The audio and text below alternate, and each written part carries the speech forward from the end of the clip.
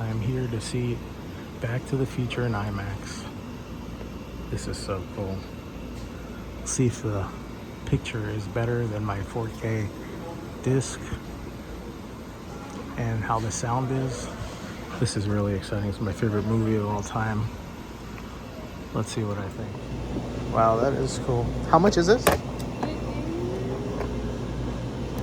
DeLorean? $50. 50? Oh, okay. That's cool. And it opens.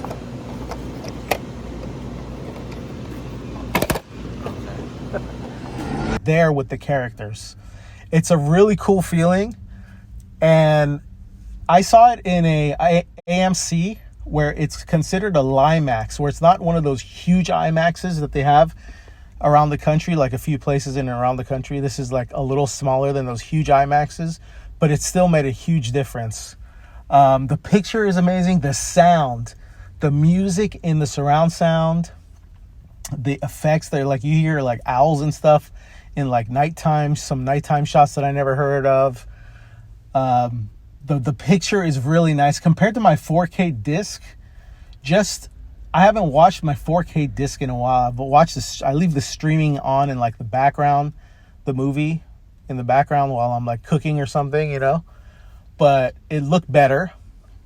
And I thought the grain, like if you blow up the picture in a IMAX screen, like the grain would be a lot, but I think they remastered it for IMAX specifically because there was very little grain, you know, and the colors popped, especially like during the daytime shots in Hill Valley. That was amazing.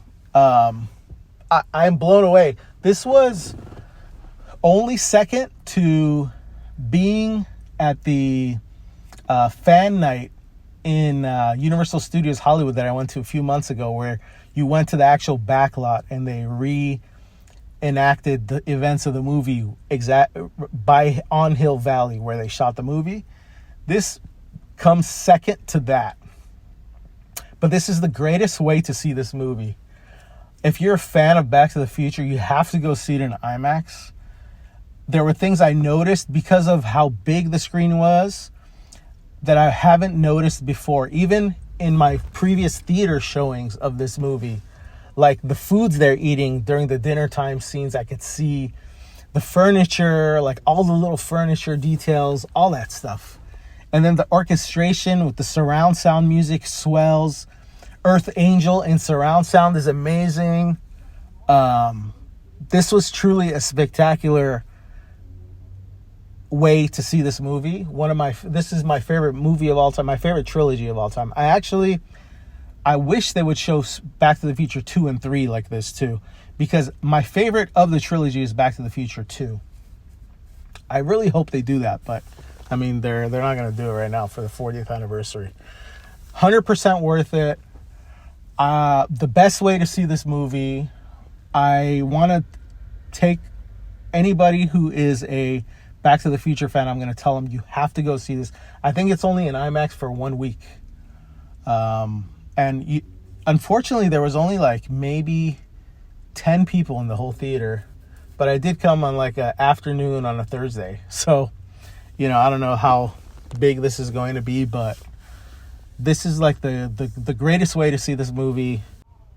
I did see previews of Predator Badlands, which looks amazing, but it had black bars on the top and bottom on this IMAX screen. So I don't know if that, even in IMAX, is going to be the full frame. I doubt it. Also, Wicked for Good, the new Wicked movie coming out, which I liked the first one a lot. That also had black bars on the top and bottom. The Grinch, the 25th anniversary, the re-release, used the full whole screen in the preview of IMAX. So just so you know, extra information. But you have to see this in IMAX. Don't see it in regular theater, Dolby, or all that other stuff unless you're going to go see it again and again. But you have to see it in IMAX. It makes a huge difference. It really feels like you're there with all the characters and all the scenes. It's amazing. It's an amazing feeling. So, yeah, hope you see it. And thank you for joining me on this review. Have a great day. Bye-bye.